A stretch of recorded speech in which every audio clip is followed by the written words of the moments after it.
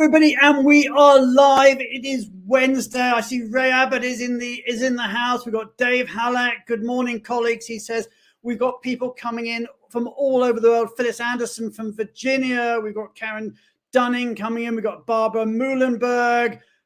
It's just so great to see you all here. We've got Michael Gordon from Connecticut, Tara Bonner from North Carolina. Oh my God, the numbers are just going up and up. Cara Butler, who we're going to see on screen later. We've got Adam, we've got Sean. And it's such an exciting show, actually, because we're talking about cost estimates. Well, I mean, you may say, well, what's the big deal? Cost estimates, we've done them for years.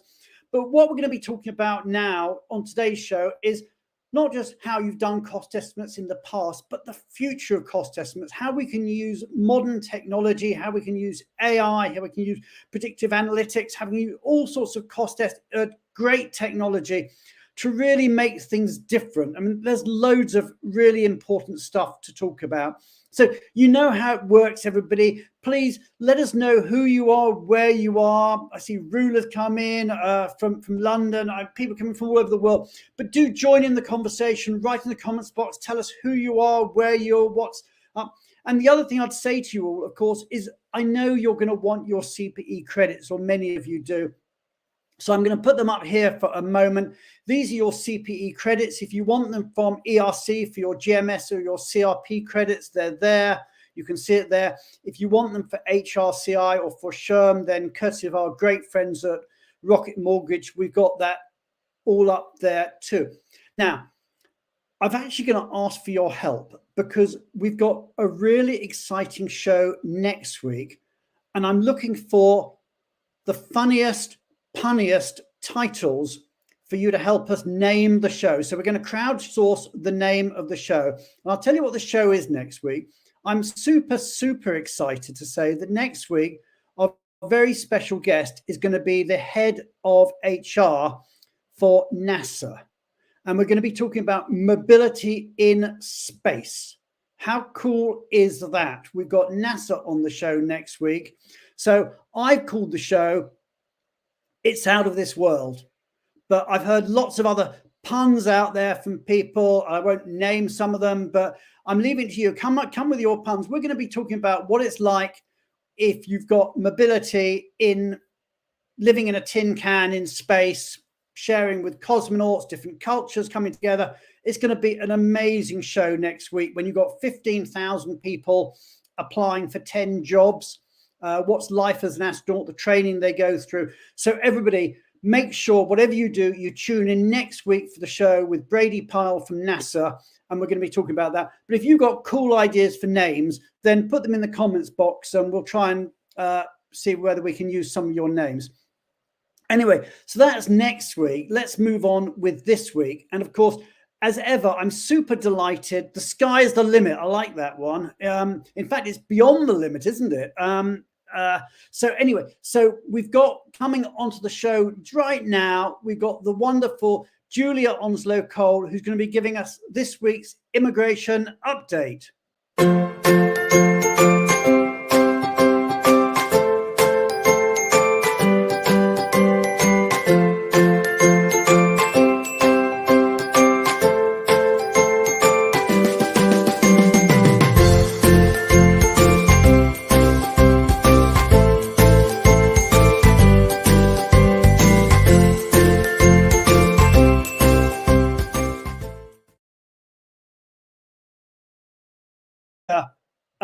I think you're on mute, actually, Julia. I just looking forward next week to hear your immigration update for the space shuttle, and when we're going to talk about visas in space. But back down to earth, where are you today? And tell us a little bit about what you're going to tell us about today. Yes, so I've been in Saudi Arabia for the last few days, and I'm really sorry that I've had to go first for the second time in a week, but second time in a week it clashes with a flight. But I've been in Riyadh, and then what I've been doing is I've been going to see some of the giga projects. I was in Diriyah Gate, which is one of the massive giga projects near Riyadh, and then I caught a flight yesterday or the day before yesterday to Tabuk, and I went up to almost Jordan to see NEOM, and I actually saw the beginning of the building of the line, which is this famous part of NEOM, one of the biggest giga projects that is ongoing in Saudi Arabia. So it's very exciting to be here, and there's so much going on. So what I was going to do was just tell everyone about the very latest things to do with regional headquarters. And this is something that is very, very important, because from January of next year, if you want to bid for a government contract, effectively you have to have a regional headquarters in Saudi Arabia. And so this has been a huge talking point of all the companies, and it's something that we have been touching upon over the last few weeks. And the thing is that from the 1st of January, there was kind of, people knew that was the deadline, but there's been quite a lot of confusion. But today we were so honoured to have the person in charge of regional headquarters from the Ministry of Investment, and he came to a round table. So this news is really, really hot off the press. So the first thing to say is it has to be a separate legal entity. So your regional headquarters in Saudi has to be a separate legal entity, and you have to have at least 2 countries outside of Saudi Arabia that are reporting into Saudi Arabia. And there has to be at least 3 activities.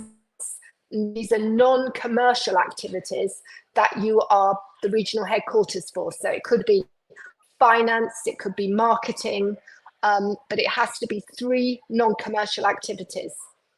And then you have to employ 15 employees, and you get your license, and then you've got 6 months in which to employ them. Now, the 15 employees is obviously no problem for a big international company, but there was a lot of discussion today about what happens if you're a small or medium-sized enterprise. Actually finding 15 people to bring to Saudi to put into a non-commercial role is actually quite tough. And so we had a good discussion, and apparently there will be some exemptions, or at least the Saudi government will actually listen if there are issues of fulfilling this requirement. There are lots of incentives. So there's some really, really good incentives. So the first thing is that the top 3 executives that you bring to Saudi in this new regional headquarters, which is, I keep saying, is non-commercial, they will be given permanent residence, premium residence, which after 4 years will turn into an indefinite residence, regardless of then if they leave the company. So that's a very, very valuable thing for your executives. And even more valuable is that this regional headquarters will not be subject to Saudiization. And that's one of the things, Brian, that we're always talking about, the difficulties of recruiting enough Saudi citizens. So this regional headquarters, you can have up to 250 people. You might be able to have more, but none of them have to be Saudi citizens. So that the whole Saudiization is not applicable. And the other thing, which really links to the Permits Foundation, and it really links to this big theme in global mobility about the importance of bringing dependents, is that they will make it very easy for people who move into the regional headquarters for their dependents to work, and they will not have to leave and come back, but they'll make a very easy process. And they'll also help you if you've got dependents who are up to age 25, and normally it's 18. So they're really embracing the idea of the family. Now, if you fulfill these requirements, which obviously all companies want to fulfill them because there's so much opportunity in Saudi, then what happens is these government contracts come up on a government portal. And as an example, even if you're 25% more expensive than a competitor who's not got their regional headquarters here, you will be a preferred bidder.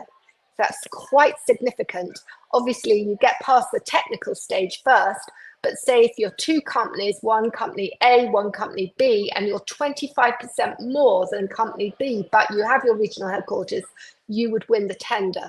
So it's a very very important thing for companies to understand. Also, there was a lot of questions today from clients and contacts about tax. There's a lot of worry about tax, but the ministry made it very clear that there's no tax exemptions. So it's not a tax exemption vehicle, and the normal taxation rules apply. So the tax people in your companies will have to be very satisfied about the existing tax arrangements when they set up this new entity. But in summary, you know, all of the big companies will have to do this if they're looking for participation in these amazing giga projects. And just a quick reminder, the Future Investment Forum is running at the current time in Riyadh. Nearly every big multinational company is in Riyadh this week for that conference. There's 400 billion FX reserves in Saudi, 600 billion in the investment funds. And if you look geopolitically, the Middle East is still outperforming every other part of the world. So with all of this opportunity, the regional headquarters issue is a major issue. And I really hope Benevo watchers will think that this is a really good update this week, particularly because it's coming fresh out of Riyadh and fresh directly from the Ministry of Investment. And it's not easy to get that kind of engagement here. So, you know, we're very grateful for the ministry for giving it. And I hope that this is really helpful to everybody. We're very grateful to you for sharing that. That's such an important update and so timely. One very, very quick question that came in, but I'll ask you to keep your answer quite short because we are out of time, is from Karen in Pittsburgh. Can you define what you mean by commercial? Yeah, great question, Karen. So what I mean is, if you have a manufacturing outfit here, or you have if you have any office which is actually doing something, so you know, anything that's commercial, i.e. just not like the finance office or the marketing office, but any office that's actually doing things, manufacturing, meeting clients, advising, that's commercial. So this new requirement for this separate entity has to be non-commercial. So they have to be just people who are servicing the region.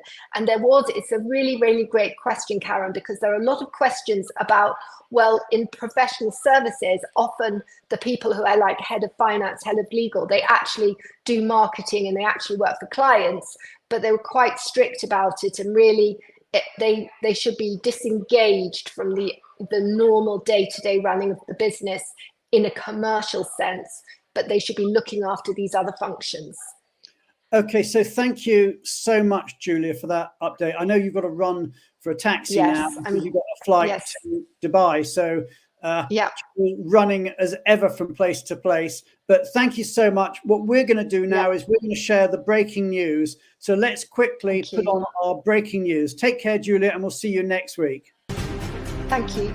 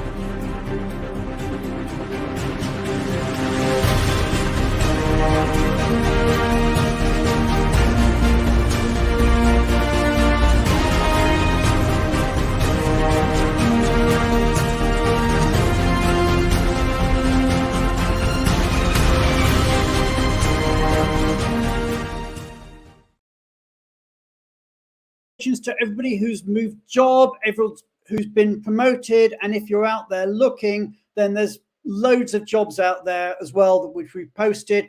If you're looking to hire somebody in your organization, then let us know and we'll try and make sure we feature your job opportunity. And if you've moved or had a promotion, again, let us know and we'll gladly give you a shout out. Our aim is simply to help the community and pull everybody together. Now, each week we have a change maker, and this week I'm so delighted that we have with us on the show today the wonderful Elizabeth Minter, all the way from Houston. So everybody hit the heart button, hit the like button, hit the applause button, and let's welcome onto our stage Elizabeth Minter.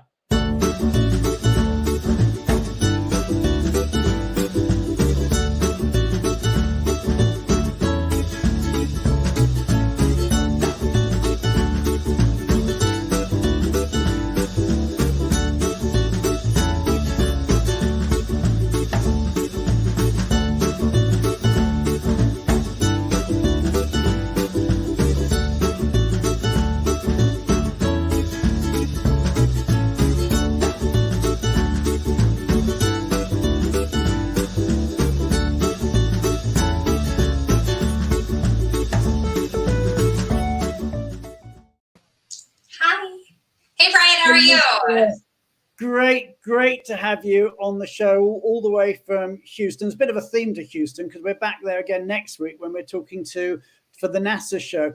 But Elizabeth, tell us a bit about your background and the companies you've worked for. Yeah, absolutely. Thank you. So I have been in mobility for many, many moons. So trying to go into the outer space punt there.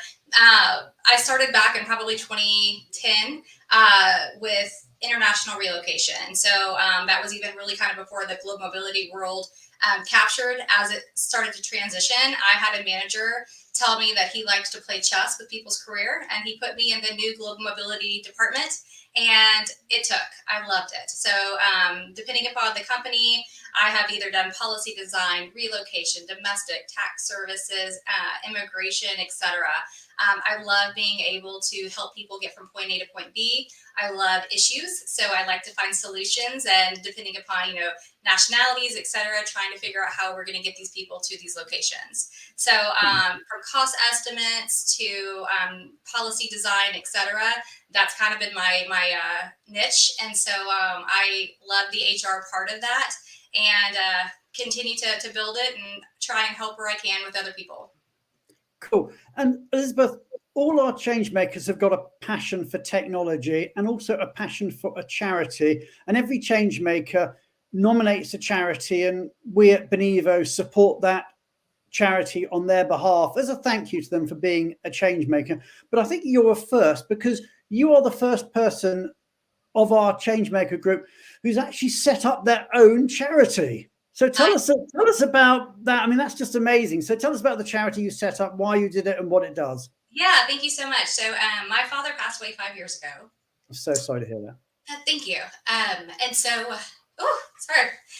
so basically, he was very passionate. He was very passionate about education, animals, and he was also in HR. He was an HR business benefits director for Brown and Root back in the day. And so you kept it in the family. Yes, absolutely. I tried to follow in his footsteps. So when he passed, I decided to get with my family, and we created this benefit. So over the past 4 years, we have been able to award over $50,000 worth of scholarships. This year, our event definitely set high marks, and so we're hoping to achieve the $80,000 mark. So just trying to continue his name and help support the agriculture community who he was heavily involved in, and support those kids to continue their education. That's just amazing. So kudos for you for doing that. I mean, it's to set up your own charity is amazing, and to set up a memorial in his name. I'm sure he's looking down on you, and he'd be incredibly proud with everything that you've achieved. So on behalf of everybody in the mobility industry and the wider HR industry, as I said, kudos to you and everything that you've done. And we're just so delighted that in some small way we're also contributing to I appreciate that. your father's work and your father's memory. So Elizabeth, we're going to move on now, and we're going to be talking about our top 100. But just to let everybody know, the top 100, I'll play the video in a moment, and Kara's going to say more about it. The top 100 list is open at the moment. You can nominate somebody, or in fact, you can nominate up to 10 people. And we're looking for community champions, people who are doing good in their community. whether that's in the mobility community or in the wider community they live in. So if you know anybody who you think has been an inspiration, then certainly get on there and nominate. So I'm now going to run the video, and then we're going to see Cara Butler, and we're going to be talking a bit more about what's been going on in that area and in other areas over the last 7 days. Thank you so much, Elizabeth. And everybody, hit the heart button, hit the like button, hit the applause button, and let's say a big, big kudos to Elizabeth for everything she's doing with this charity. Thank you.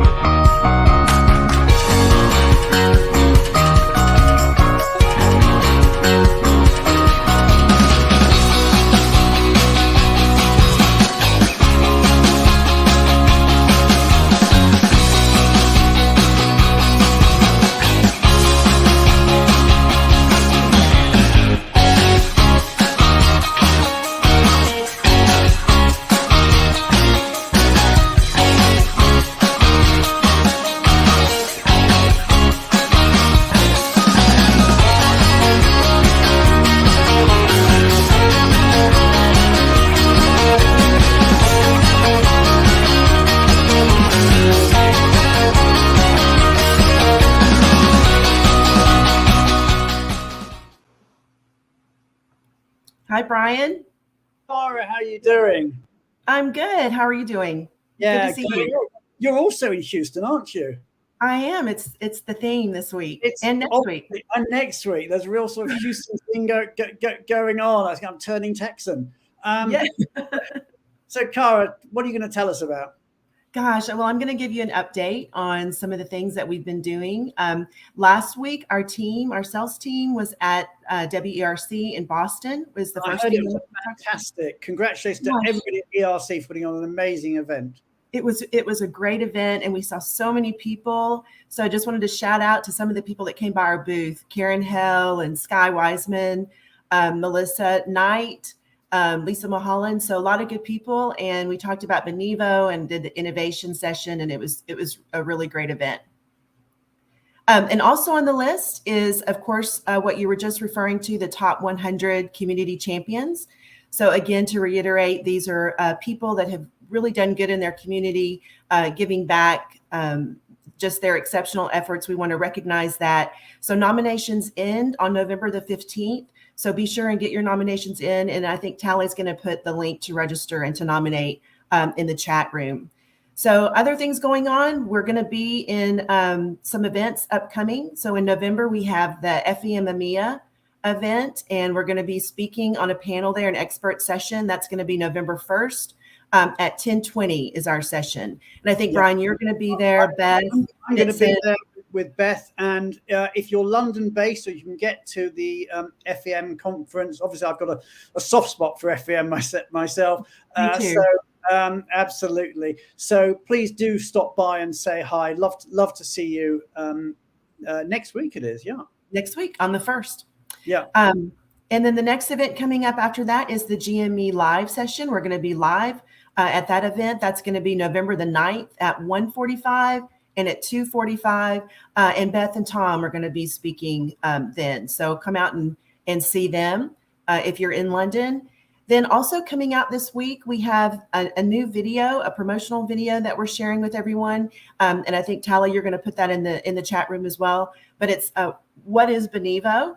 So we want to make sure that we get that out. And if you have any questions about what is Benevo, be sure and check that video out or get in touch with one of us, and we'll be happy to follow up on that. Then also the last event we're going to be at is the Austin Relocation Council event in Austin.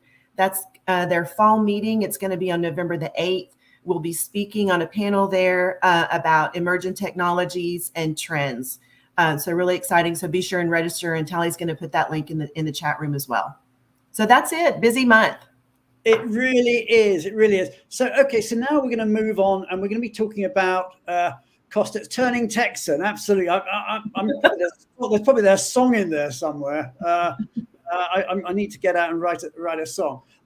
So anyway, we're going to talk about cost estimates, which, as far as I know, nobody has ever put to music. So the segue is not working. But we're going to be talking about cost estimates. I'm super delighted. We've got two real experts joining me on this panel. I've got Pankaj Bhatia from Bangalore, and I've got Matan Weiner, and we're going to be talking about the future of cost estimates. So, Cara, many, many thanks. Now, everybody, you know how it works. Hit the heart button, hit the like button, hit the applause button, and let's welcome to the stage Matan and Pankaj as we talk about the future of cost estimates.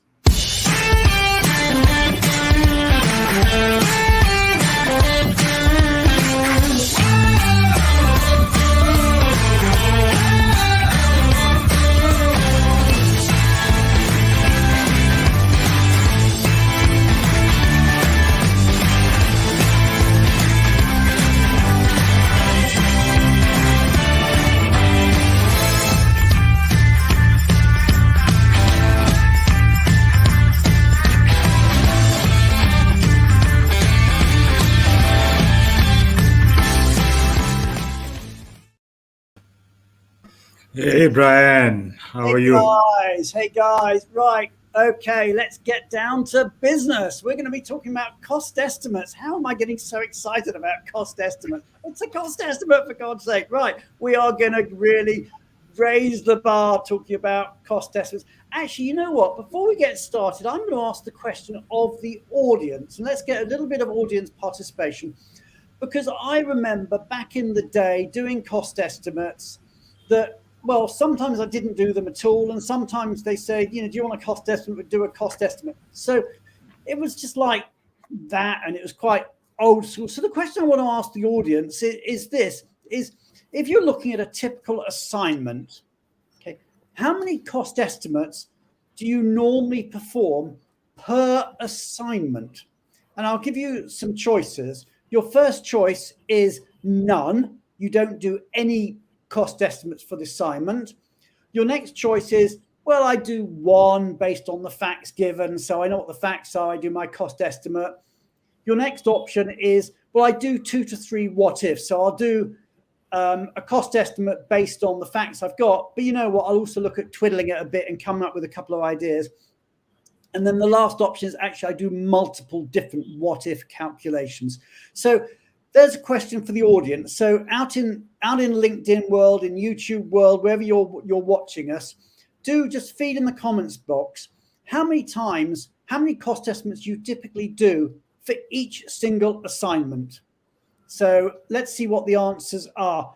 Okay, and so Janet is saying none or 15. Wow. Okay, there you go. That's quite a range, Janet. So anyway, so let's just start off whilst we're getting these answers coming in, and we'll put them on screen whilst they're coming through. But I'm going to start off with you, Pankaj. If you could just tell us, how did people do cost estimates in the past? Right. So I think the first option, Brian, that you've got over there is, doing none. I think was quite common, and specifically that's something that we saw for one-way moves, because it was thought that where people are moving on a one-way move, there is not much of a tax impact, and maybe there was kind of a lack of understanding. But what we've seen in the last few years, changes in the US tax laws and a few other countries, a lot of these allowances are taxable, right? So if you do not factor in those costs, that's a challenge. So yes, things were not done at all. People were using spreadsheets actually to do it. The cost estimates were being done just by taking the relocation cost, not even factoring the tax cost, etc. So I would say it wasn't a very kind of a mature process which was there. It was kind of more a ad hoc kind of a process which was being used. And how did people do them? I mean, if maybe people are still doing like that, but if you like the traditional way of using a cost estimate, I mean, what technology, how are they getting the data, what's the process, the time frame for getting the results? Tell us about what it has historically been like doing a cost estimate. Talk for those who don't know. Let's do cost estimates 101. Yeah, so like I said, something very basic would be a spreadsheet, taking a spreadsheet and just putting in the items of cost, like let's say the relocation cost, the airfares, etc. That's kind of the kind of a starting point. Then going to the next level is where you factor in certain additional costs, like the tax cost, based on whatever knowledge maybe the person who's preparing it will have it. In fact, I'll kind of give this example. I think for some of the mature organizations having very mature programs as well, Brian, what I've seen is that they've been using multiple technologies, right? So they may be using a relo vendor to pick up the assignment allowances, assignment cost, etc. They take that data, go into a tax vendor, maybe a Big Four, using their kind of technology to quantify that. So, that's something that was seen as well. But there too, again, like I said, it was more for assignments when it was being done, not for typical one-way moves. And that's what we've seen now, right? I think we've seen a major shift where assignments are on the decline, more of one-way moves, more of commuter-based arrangements, etc., etc. So it's kind of getting a lot more complicated now. Okay, and I should say, actually, by way of introduction, which I sort of omitted to do in the first place, is Pankaj. I know you're sort of the compliance leader, and you've got a tax background, and Matan, you're more on the product manager side on financial products. We're going to get into the product at the moment, but you've been spending a lot of time, as I understand it, developing new technology. And you're on mute, Matan. Yeah, that's right, Brian. And great being back on the show. So yeah, like Pankaj just mentioned, we like to refer to it as the problem statement. And as Pankaj mentioned, the cost estimations become more prominent, more complex, and the tools that the industry is currently using to come up with those cost estimates doesn't meet the need, take a lot of time and resources, and this is what we came to solve with the cost estimate tool that we developed. Yeah, because the way cost estimates used to be done, and I don't know how many of you are still doing them that way, is that you'd send it off to your provider and you'd get the response back maybe 48 hours later, and there'll be a charge. Every time you did a cost estimate, there'll be another charge, another few $100. It's almost like sort of putting money in some sort of slot machine or something. You'll be putting your money in, you'll be getting your cost estimate back, and then you'll be trying again until, maybe a few times, and you'll see. I don't know how many people are still doing it like that, but the world we're moving into is where you can do unlimited cost estimates at no charge. It's just included, and you can play with it as much as you want. By the way, anybody who's a change maker, just let you know, on the platform, the change maker platform you've got, whether you're a Benevo client or not, you can run as many cost estimates as you want through that platform. And if you're not a change maker and you're interested in running cost estimates, then do get in contact with Tally. By the way, I'll tell you, we actually did a survey on LinkedIn asking that question. I'll tell you the results. 15% of the people said they did no cost estimates whatsoever. 28% said they did one just based on the facts that they were given. A further 38% said they did 2 to 3. That adds up to 80%. So 80% of people did a maximum of 3 cost estimates, and only 20% said they did more than 3. What we're going to show you in a moment is technology where you're not doing 1, 2, 3. You can be doing hundreds of cost estimates in the background. And there is another problem with what ifs. I mean, the problem with a what if is you've got to know what the question is. You've got to know what it is that you're what ifing, if that's even a verb. Whereas actually the technology we're going to show you actually does the what ifery. I'm creating words as we go along. Does the what ifery for you and actually works out the different scenarios. So let's just have a little bit more of a discussion on that. So we've talked a little bit about what people have been doing, but what is already out there? Matan, maybe you can just tell us a little bit about what has already been developed, and maybe Pankaj, you can come in with a bit of the why. Yes, definitely, Brian. So what we developed is a tool that really allows you in less than a minute to construct a cost estimation. You can base the cost estimation on a specific employee that you have. You can upload the data of the employee to our database and pull it to the cost estimation tool, click next 3 times, and come up with a cost estimation. This is what we like to call smart cost estimation. This is designated to really give you, based on a default scenario and the demographic characteristic of the individual employee, a cost estimate which is accurate. Then, like you mentioned, we enable also to create what ifs.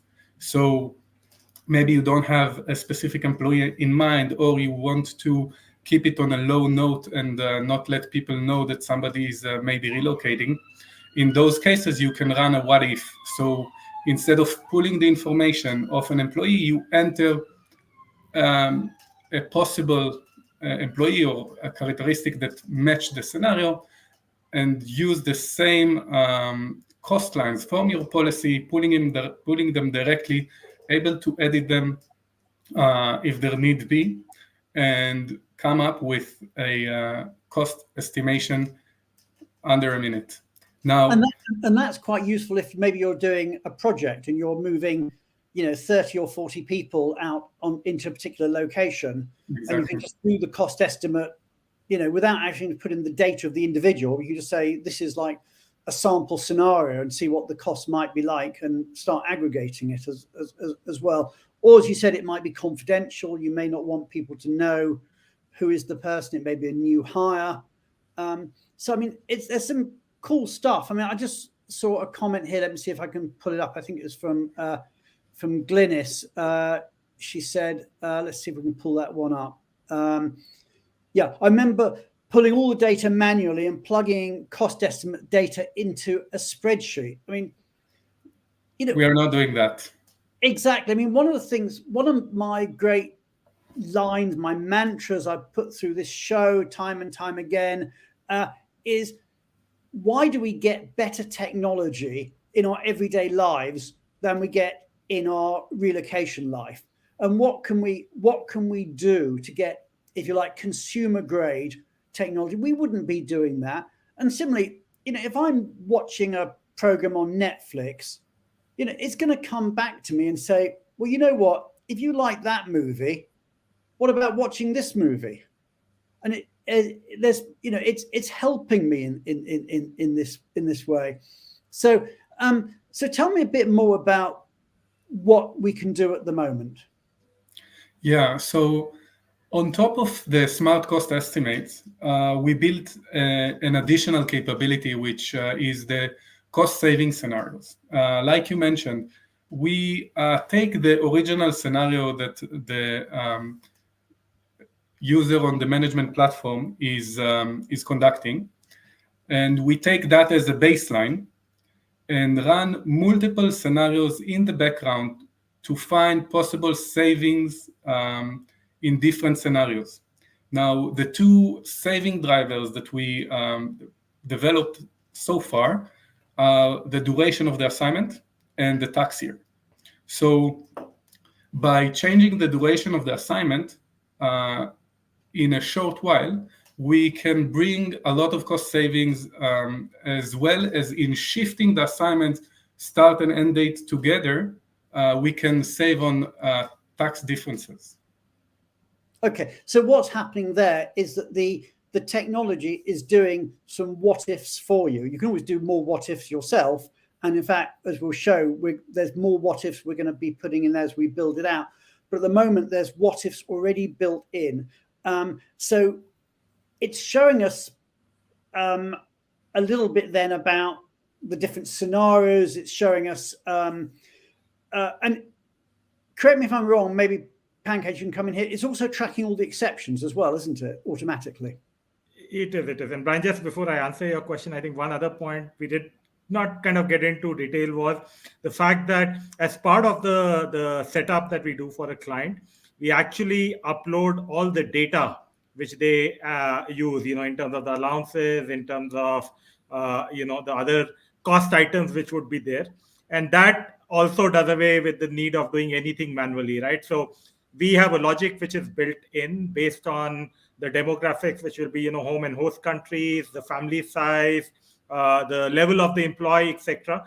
So rather than historically, what used to happen was the folks used to go into spreadsheets and find out, okay, what is the relevant data, pull that in, which was subject to a lot of errors, a lot of time wastage, etc. So all of that is automated.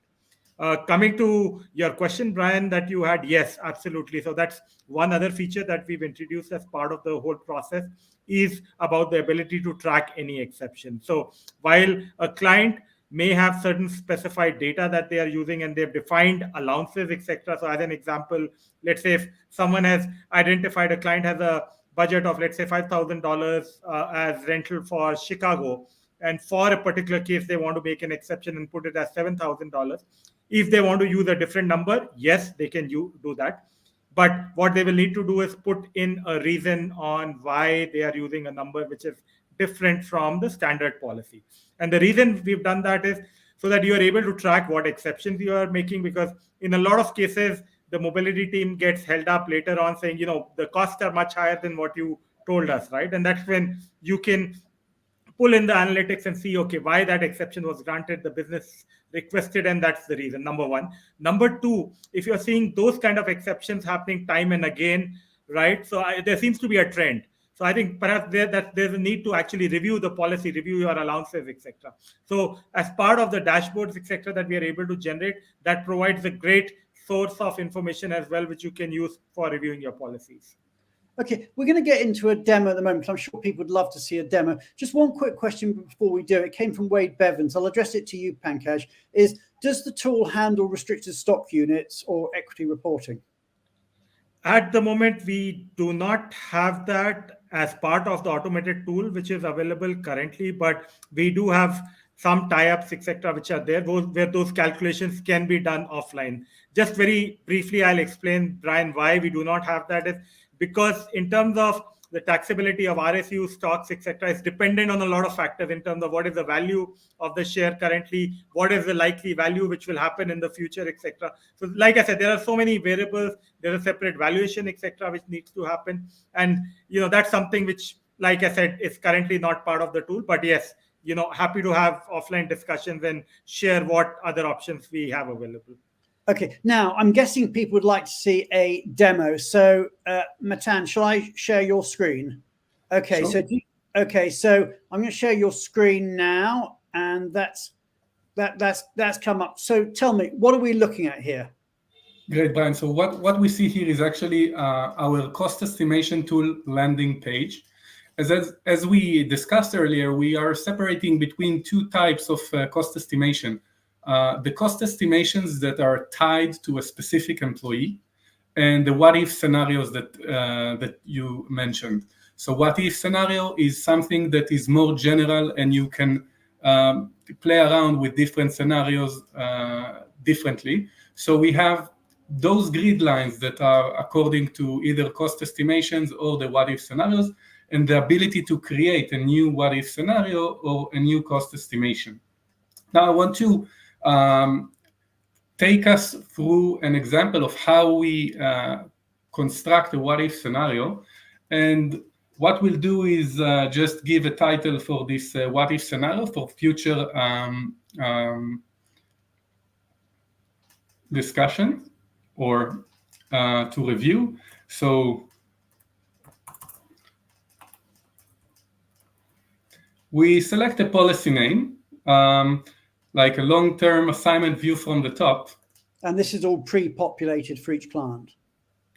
Yeah, definitely. So like Pankaj mentioned, each client can define and can store in our tool different types of policies and can pull them out as needed when conducting either a what-if or a cost estimation. This is so cool. Yeah.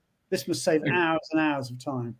Exactly. So all the information of the policy is stored in the backend, and we will shortly see how we bring it to use in the flow. So we select a home country, let's say France, and then the host country, California, United States. I'm married, one kid, and the start date is end of this year. Let's say I'm going for 14 months. Okay, so you're going for just over a year in this example. Yeah. And The currency here is according to the host country, so 300. And in general, what I filled in this basic information screen here is the demographics information of an employee and some assignment information of the employee, like where is he moving from and where is he moving to and what policy is he moving on. When I click next, I'm going to the additional information screen where you can see that we have all the different cost lines. Those cost lines are actually come directly from the policy of the client, where we work to kind of transition your policy documents into those easy to digest lines that we pull directly from our backend to the additional information screen. So and again, those costs are completely... Lots of manual work here. Yeah, definitely. So those policies can be very elaborate, and as you can see here, we have many cost lines. The client can always decide if there are any fields that you want to keep open for a specific selection and editing, like in this case. We can give different options, and obviously each of those fields are editable. So just selecting the immigration service, and let's say visa and renewal.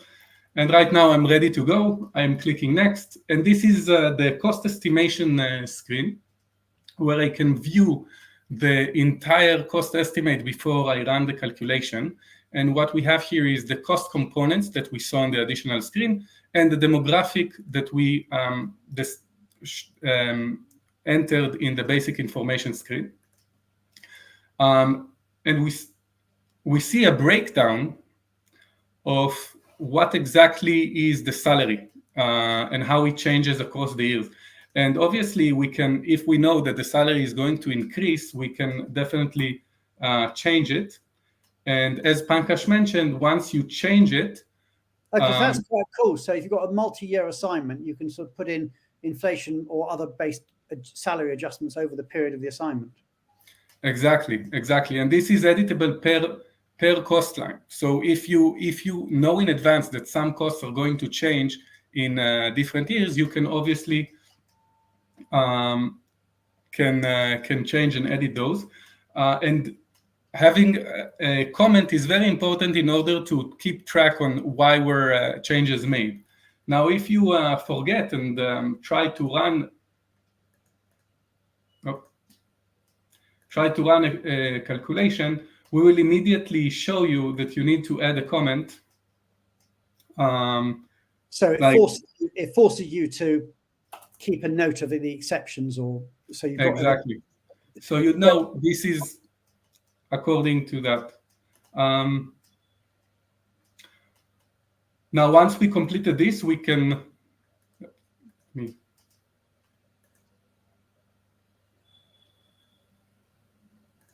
Let's go back. And so we just can see all of our options there. We need to have slightly longer assignment.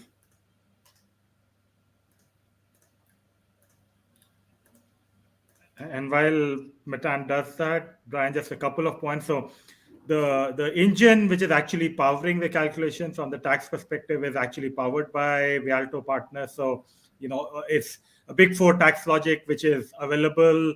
We are able to configure really up to date. Yeah. Yep.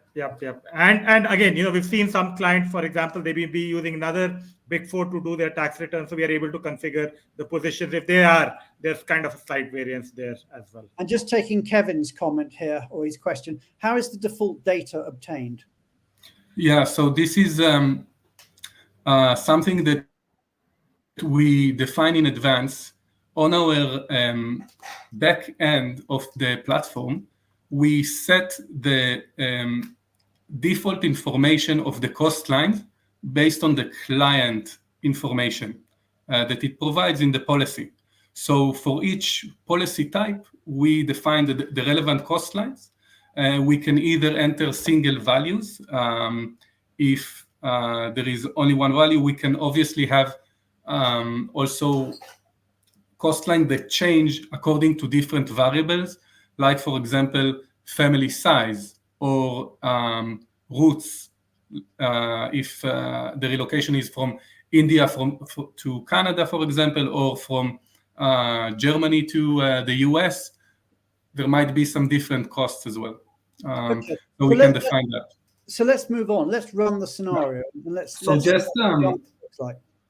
Definitely. So just like Pankaj mentioned, what happens here is that we actually have two options. We can either run the cost estimation with run the calculation, or we can choose to run multiple scenarios in the background, like we discussed. And right now, what we have are two cost-saving drivers, which one of them is the duration of the assignment, and the second one is the tax year. And by clicking compare, I'm actually starting the system. What it does, it takes the original cost estimation provided by the user and running multiple scenarios simultaneously to kind of come up with the best opportunity for cost savings. Now, because those are really a large number of different scenarios, it may take up to 10 minutes. And to save us some time here, I prepared in advance a similar scenario here. What we can see in this screen is the results that we would have got from the scenario that I was just running. And this is sectioned into three different scenarios. So on the top, we will always have the original cost estimation. Okay, so this would be whatever the user decided to run in the cost estimation tool. Underneath it, we will have the two best opportunities for cost saving. In this example, what the algorithm have found is that we have cost saving opportunities by changing the duration of the assignment. Because we stretch an assignment from the end of this year, 23, to the beginning of 25, by slightly decreasing the duration of the assignment, we can bring a huge amount of saving in the tax costs. So, for example, this case, we saved about $400,000 by making those changes. Maybe yeah, more. exactly. So if you see, we have 1,140,000 in the original cost, and it reduces to 704. And we can see that the majority of this change comes actually from the tax cost. So initially we had $640,000 in tax cost, and we reduced it to less than 50%, 296. And this is a very considerable amount, and it only happens because we reduced the length of the assignment from 14 months to 11 months.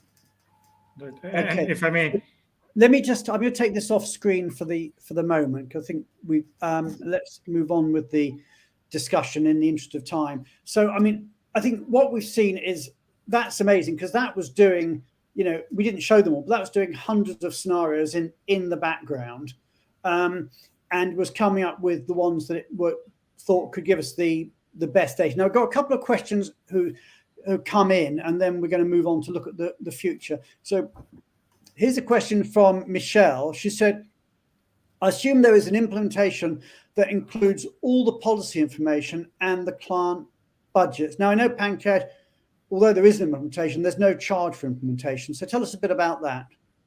Yeah, absolutely. So Brian, like you mentioned, you know, as part of the setup, and I know Matan was showing that screen in terms of the different policies. So that's typically what we would do, is understand from the clients the kind of policies that they have, the different criteria, the demographics, etc., as well as the data as well. So that's something which is kind of put into our team. And of course, it's our team, Benevo team, which is actually working behind the scenes to make that happen.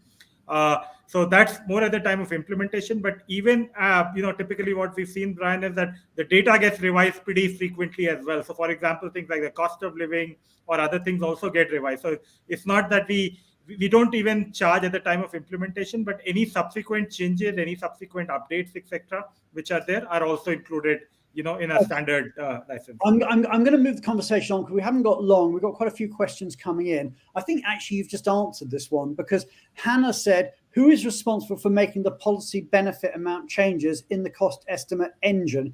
The client directly or Benevo? Policy changes can be multiple and regular at the country level. So I think what you're saying is that we will work with the client, but we don't charge for doing it. Yes, is that correct? Yeah. Yes. Okay. Yes, absolutely. And another question coming in from Pam, and Pam says, where are your estimated costs derived from? Actual travel costs, for instance, or historic averages? Great question, Pam. Pankaj, do you want to take that one? Yeah, so for the moment, like we discussed, Brian, this is actually data coming from the client. So again, sharing my previous experience with one of the companies. So we were getting data from one of the data service providers. There are 3 data service providers. They used to provide us the data, and that is what we were kind of using for cost estimates, for assignment letters, etc. That's what we are doing currently. But what we have on our roadmap also is the ability to track the actual cost. So for example, based on the historical data, we do a cost estimate, but now we have assignment and we have got the latest data, which is kind of coming, let's say, in terms of a shipping or any other cost, right? So that's something that we are currently working on, is the ability to start comparing that data. If there's a variance, flag it, that maybe this is the actual cost which is taking place as a result of the last assignment, and perhaps that's what may need to be taken in. Okay, we've only got about 3 or 4 minutes left, but I want to end up by dreaming the dream. What we've done here is radical. We're running, hundreds of what ifs. You don't even have to ask the question, what ifs. But I know we're planning to be even more radical by putting even more what if scenarios in the background questions. So, Pankaj, do you just want to talk through some of the new what ifs that are going to be coming down the turnpike that we're going to be putting into this tool? Right. So maybe I'll just mention 2 or 3, Brian. So first one is around the policies, right? And this is something, again, we've seen come up from a lot of our clients, and based on my experience as well, because the mobility team gets asked to compare scenarios. Okay, we want to look at sending in individual for a 2-year assignment. How much is it going to cost? Okay, what if we do a permanent transfer instead of a 2-year assignment? Or what if we reduce the assignment to a short term, right? So parallelly doing those kind of scenarios. The second scenario that is on our pipeline is what I refer to as workforce planning.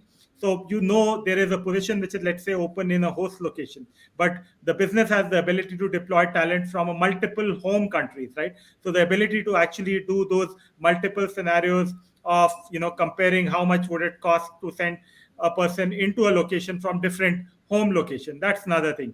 Third is employee by employee comparison based on their levels, etc. So that's another one that we see quite often. Okay, instead of sending this individual, if we send another individual, how much is it going to kind of cost? So like I said, there are a lot more which are kind of coming up, but I thought I just kind of... You could even do, host. It may be, for example, let's take an example. Let's say you're a US investment bank and you're moving a head of equity, something or other, and you're moving them from New York. Should you move them to Frankfurt or London or Paris or wherever? This tool will be able to look at that and look at the different cost scenarios based on the location they're going to as well. I said, so once you get through the idea that what ifs isn't necessarily something you have to do the thinking about, but actually the technology can do the thinking of what the questions are, it opens up such an exciting future. So we are pretty much out of time. I'm going to bring our other guests back onto stage. What I really want to end up by saying is that, cost estimates have been, to a certain extent, in the dark ages. People have been using manual processes, spreadsheets. I think we've moved them into the 21st or the beginning of the 21st century. But I think even now they can go a lot further. So in answer to that question at the beginning is, if you're only doing 0, 1, or 2 cost estimates, then maybe give us a buzz, because maybe you could be doing 100 cost estimates at the same time and not even know about it. And maybe, who knows, in a year or two, it might be thousands of cost estimates that are going on in the background. Anyway, with that, I'm going to bring back onto stage Cara Butler. I'm going to bring back onto stage Elizabeth Minter, and of course, our wonderful producer, Tali Gorin. So thank you, everybody. This is the end of our hour. I hope you've all enjoyed the show. We are back next week when we have got NASA on the show. And did I mention I'm excited about it? So it is going to be, I think Jeremy Chandler said it's mobility blast off. Somebody else said it's the final frontier. Mobility in space. The needle out of the sky, they said.